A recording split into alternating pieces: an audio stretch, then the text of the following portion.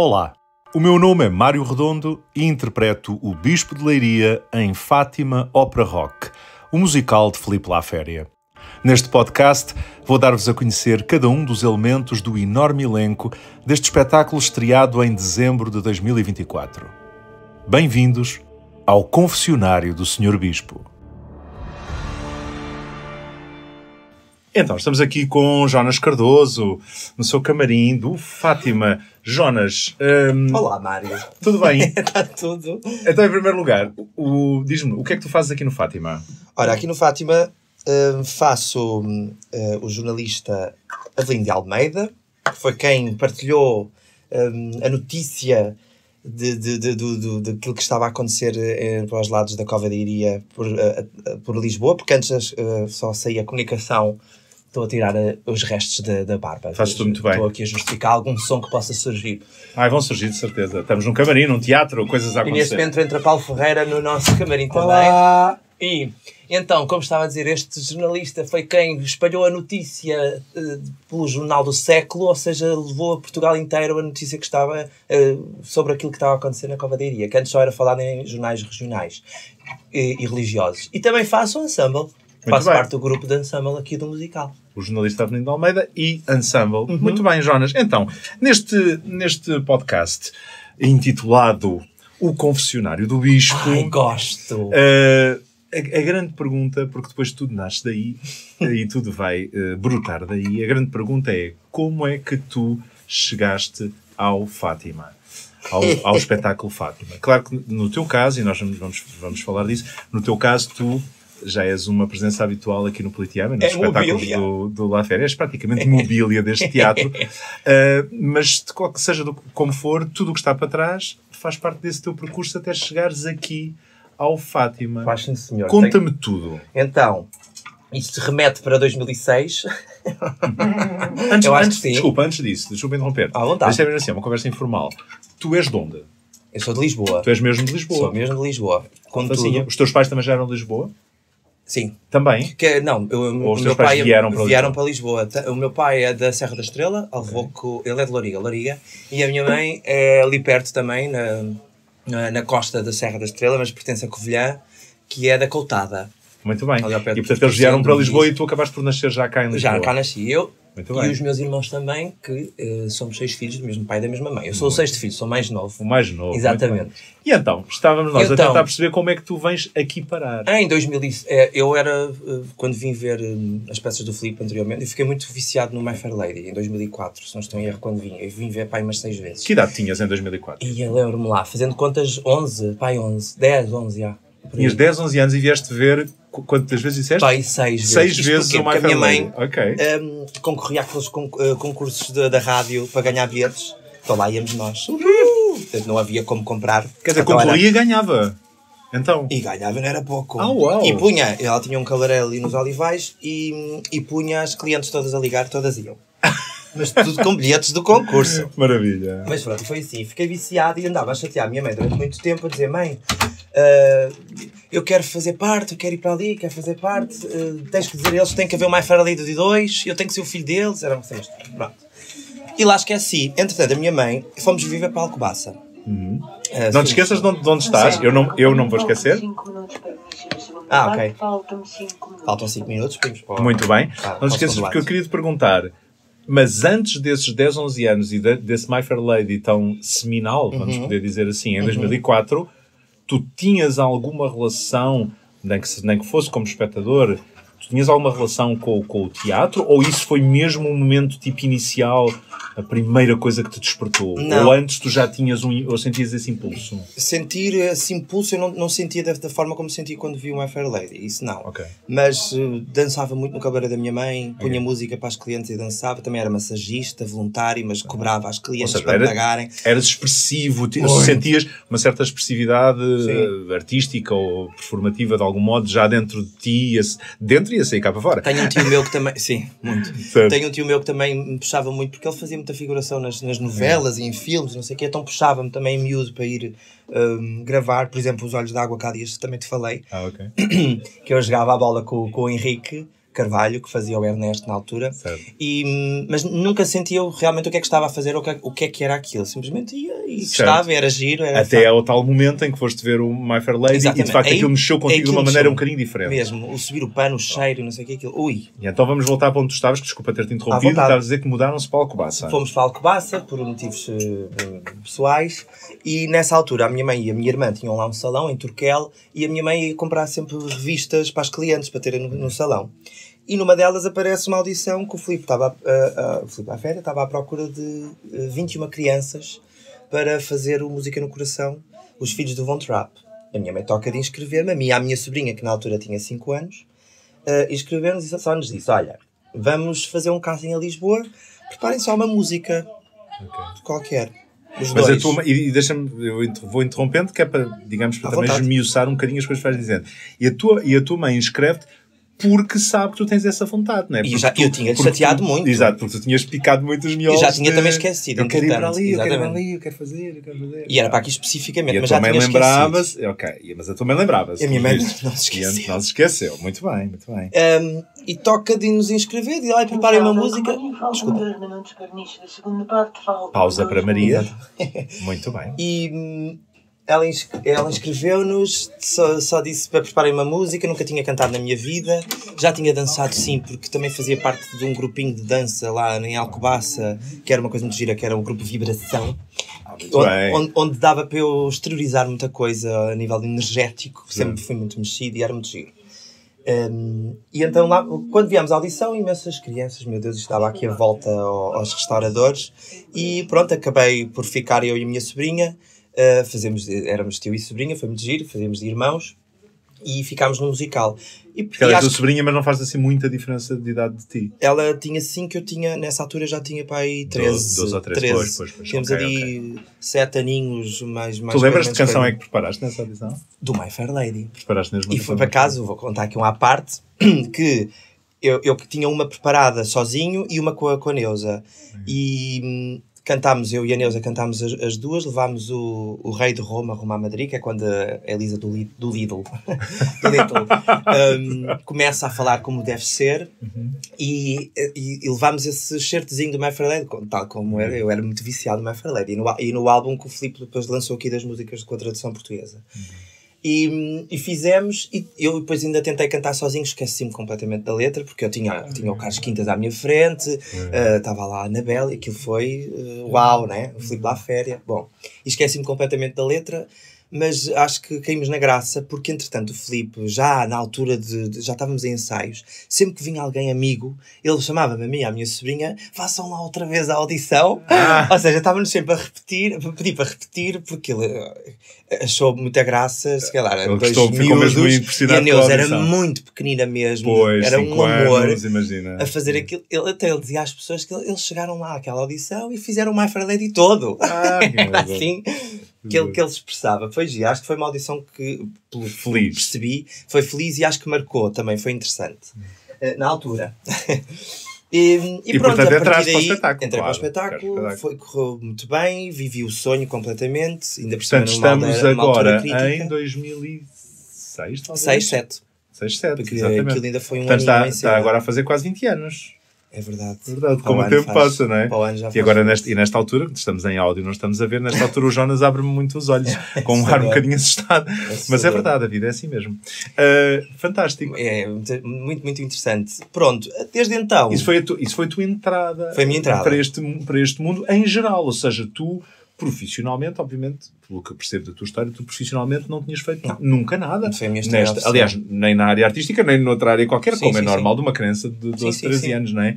E começaste então como criança ator, verdade. não é? Verdade. Ator criança no Música no Coração, no Teatro Politeama, em 2006. Depois prolongou para 2007. Isso, 2007, exatamente. E depois nunca mais eu paraste, senti que não, foi? havia qualquer coisa em mim que não me deixava, não permitia desistir ou parar. Ok. Eu estava, tudo quanto era audições, seja aqui noutro sítio, eu ia. Na altura, logo depois do música, o Filipe fez os Jesus Cristo Superstar. Uhum.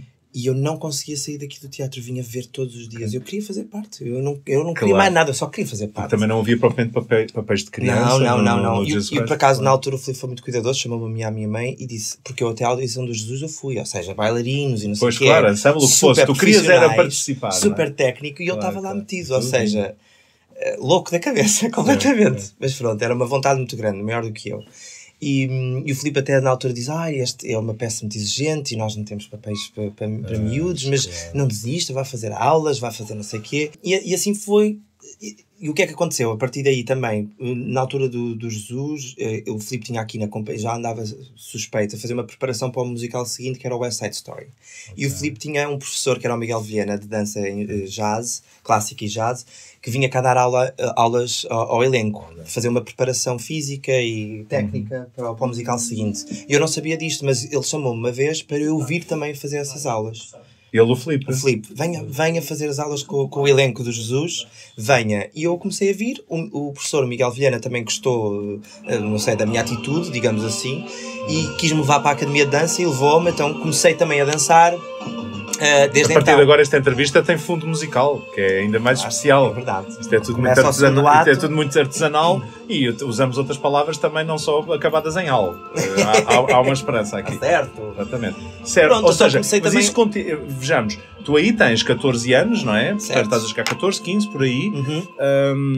E isso implica para ti, de facto, já um investimento muito particular, porque repara, nessa preparação para um eventual West Side Story, que tu nem sabes muito bem, mas o Filipe está-te a dizer para tu vires e tal, portanto isso implica, não estás obviamente a ganhar um ordenado, estás na esperança de vir a entrar no West Side Story, mas também estás na escola ao mesmo tempo. Estava a estudar na mesma. Mas eu não sabia sequer que aquilo era uma preparação. O Filipe nunca me disse, nunca verbalizou. Eu sinto que assim foi, já preparar o elenco. Ele se calhar já tinha a fisgada. Exatamente, talvez, não sei. Okay. Mas simplesmente vim fazer as aulas, continuei a dançar. Quando foi a audição do West, obviamente que cá estava também, e acabei também por ficar... Depois, ainda estavas em Alcobaça nessa altura? Eu, logo no final do Música no Coração, eu fiz birra e dizer que queria voltar muito para Lisboa, e a minha mãe também percebeu, porque já que tinha tido a oportunidade, então toca de voltar para Lisboa. Bom, estamos em Portugal é pequenino, portanto, também Alcobaça é 1 hora daqui, e a casa mantinha-se cá e tudo, tinha alguns irmãos cá, portanto foi fácil voltar, felizmente. Pronto, entrei no West. E diria que sim, a partir do West foi um non-stop. A partir daí foi querer furar os projetos todos de alguma forma. Foste ficando nos espetáculos todos Fazia sempre audição. Fazias sempre audição? Havia audição e eu ia. Ok. Não eras convidado. Quer dizer, até certa altura. Até certa altura, sim. Começado a ser convidado.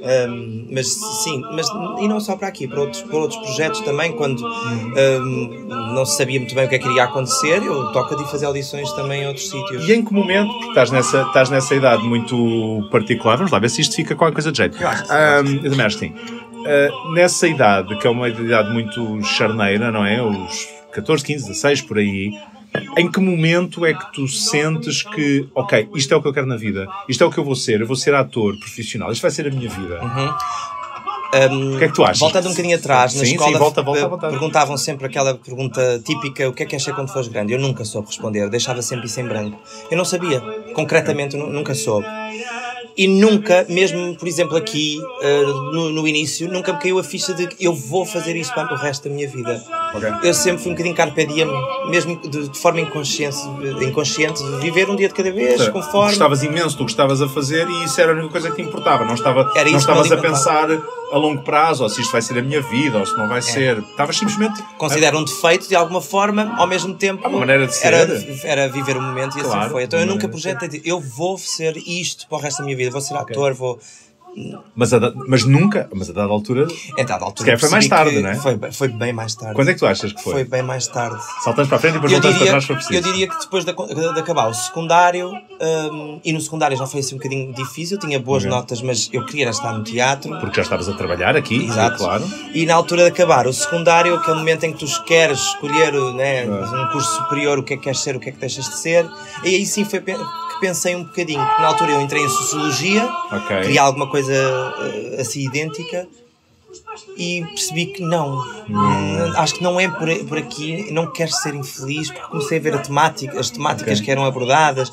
Sim, eu acho que isto não me vai ligar então não chegaste a fazer? Não cheguei a fazer. De todo, ok. Entraste, mas depois não foste. Entrei sim, mas não fui nem a uma aula. Fui às praxes, olha, fui ver como é que era. Exato. E disse, não, eu vou-me focar e vou continuar a fazer a minha carreira. E possivelmente vou continuar a ser ator. Vamos a ver, olha o que dá. E a tua família, como é que reagiu a isso?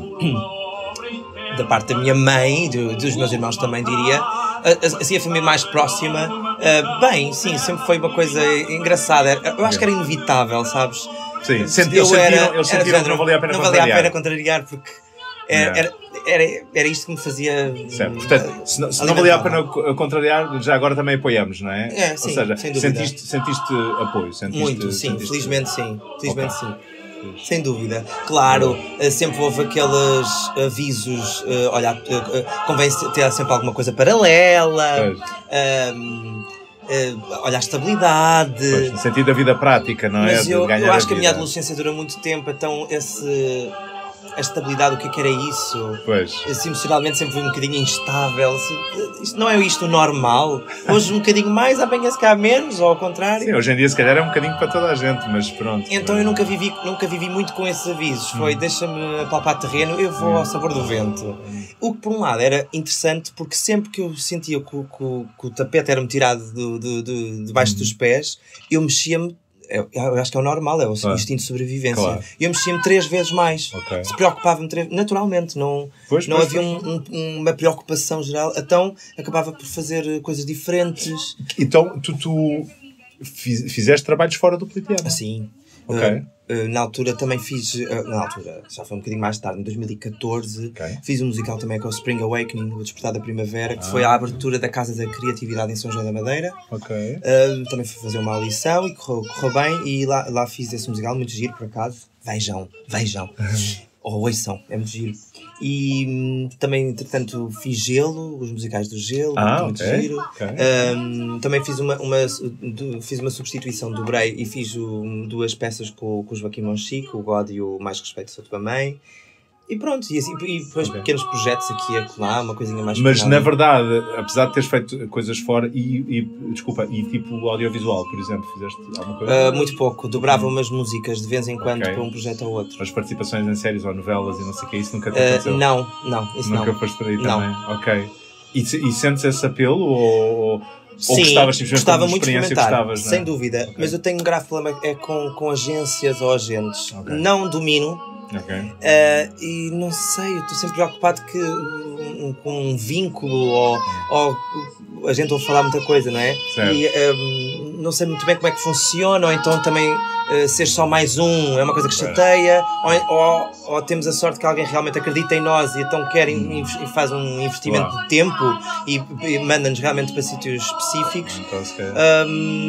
Ou então também tive a sorte de que aqui no Politeama sempre fui tendo também trabalho e implica também estarmos aqui muitas horas e tu sabes disso, o teatro assim implica, e ensaios e... Torna-se um bocadinho complicado ter disponibilidade para esses outros e depois trabalhos. tenho medo de estar a dizer que sim, imagina também a coisas e depois realmente e não poder, saber que isto de alguma forma é uma prioridade para mim, não sei. Tenho um grande amor a esta casa. Claro, porque na verdade com todas essas outras coisas que fizeste fora daqui, que acabaste de elencar, tu a partir daí mantiveste sempre uma ligação aqui, ou seja, às vezes ias fazer uma coisa fora, mas acabavas por voltar, os projetos iam-se um bocadinho sucedendo, não é? Portanto, tu, olhando para trás, de facto, nos últimos 20 anos foi quase uma coisa quase contínua. Podes ter tido de vez em quando houve uma pausazinha ou outra, sim. Mas eu acho que a minha maior pausa não chegou sequer a ser um ano. Ok. Portanto... Pois é extraordinário, em quase 20 anos, ou praticamente 20 anos. Assustador também. Não é nada assustador. Isso muitos acontece. Projetos, muita coisa. Hoje em dia isso é uma coisa que nós, se calhar, e mesmo para o público que nos está a ouvir, não sei se alguém vai ouvir, não interessa, mas hoje em dia se calhar é uma coisa que concebemos um bocadinho menos, até porque a ideia das companhias de teatro foi uma ideia que acabou um bocadinho. Certo.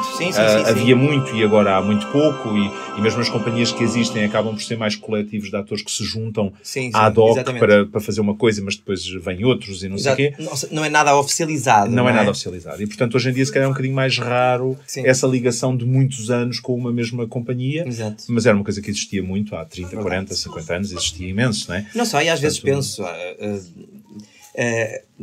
há pessoas, digamos, que se consideram normais, entre aspas, que não, o que é ser normal, num trabalho normal das 9 às 5, muitas vezes também estão 20, 30 sem anos na dúvida. mesma empresa, Ou mais, não é? claro. E é um bocadinho, às Claro. vezes sinto que é um bocadinho por aí. Claro. não é a mesma coisa. Uma das vantagens da nossa profissão é que mesmo estando na mesma companhia durante 20 anos, a verdade é que os projetos são sempre diferentes. Sim, Há e os sempre desafios também. esta peça é assim, Isso é a outra é importante. assado, vêm outros colegas, etc. Mário, tenho tido essa sorte porque sem querer fui sendo desafiado, ou seja, sem querer, naturalmente nas artes às vezes temos assim um rótulo, ok, este artista faz isto. Só faz isto. E fui tendo a sorte de poder furar um bocadinho isso, ok? Sentes que foste fazendo coisas diferentes e que te iam desafiar E de muito forma dispares diferente. umas das Estás outras atento também. à tua entrada em cena, Tô, não queres tô, ser tô, responsável tô. pela falta do ator à cena. Estou atento. Muito bem, fantástico.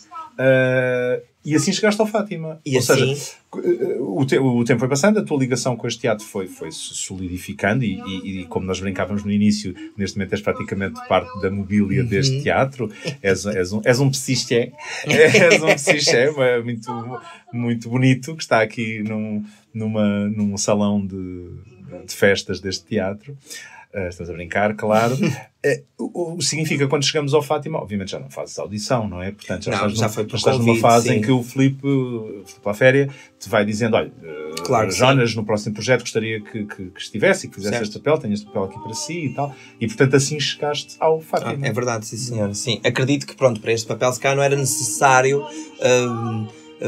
haver aqui um teste de capacidades, porque... Sim, porque o Filipe agora também te conhece muito exato, bem. Exato, claro, sim, sabe exatamente o que tu podes fazer e até, se calhar, até sabe aquilo que tu poderás vir a fazer e que tu ainda não fizeste. Possivelmente, sim. Não é? Isso mas às vezes é assim, por um desafio ao outro, se ele um dia também pedisse uma audição muito específica, claro que sim. Também acho farias, que claro. assim, claro que sim. Claro que sim. Mas sim, foi por convite, entretanto, e cá estamos, não é? Estou a gostar muito, por acaso, de fazer o projeto.